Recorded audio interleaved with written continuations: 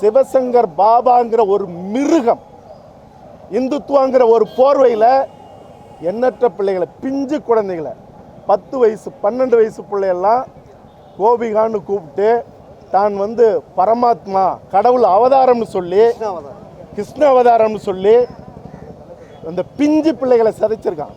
மயக்க மருந்து பிஸ்கட்டு, இங்கே பரிசு, அப்படி இனங்களைன்னா அதை பள்ளியிலிருந்து நீக்கிறது.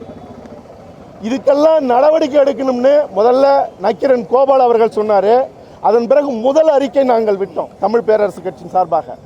இதில் என்னன்னா, இந்த காட்டு மிராண்டிகள், இந்த கொடூரமான இந்த ஓநாய்கள் தப்பிக்க முடியாத அளவுக்கு அவர்களை நிரந்தரமாக உள்ள வைக்கணும்.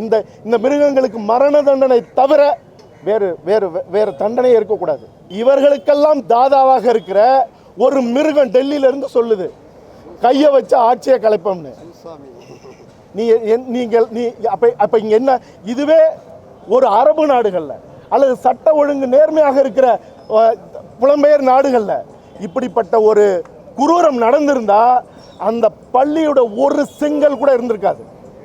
அப்போ இந்த மிரட்டலுக்கும் உருட்டலுக்கும் எந்த விதமான ஒரு செவிசாய்ப்பும் இல்லாமல் தமிழக அரசு உடனடியாக யாரெல்லாம் நீண்ட நெடுங்காலமாக எங்கள் வீட்டு பிள்ளைகளை சதிச்சாங்களோ அந்த பள்ளிகளை அரசுடைமையாக்கி அந்த மிருகங்களை தூக்குல தொங்க விடணும்.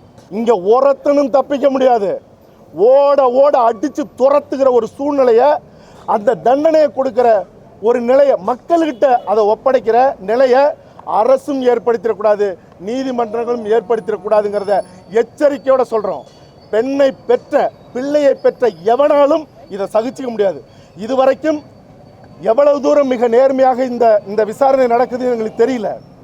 நீங்கள் லிப்ஸ்டிக் போட்டுக்கிட்டு மிக கம்பீரமாக கோடிக்கணக்கான ரூபாய் கார்களில் இந்த பள்ளி தாளாளர்கள், நிர்வாகிகள்லாம் இறங்கி போகிறதெல்லாம் அருவருப்பு. சம்பந்தப்பட்ட அத்தனை கூட்டங்களையும், அது YG மகேந்திரனாக இருக்கட்டும், அதுக்கு துணை நிற்கிற SV சேகராக இருக்கட்டும், அதுக்கு முட்டு கொடுக்குற அர்ஜுன் சம்பத்தாக இருக்கட்டும், இதெல்லாம் ஈனத்தனமான பேச்சு. கையில் காசு வாங்கிட்டு உன் வீட்டு புள்ளனா நீங்களாம் விட்டுருவீங்களா?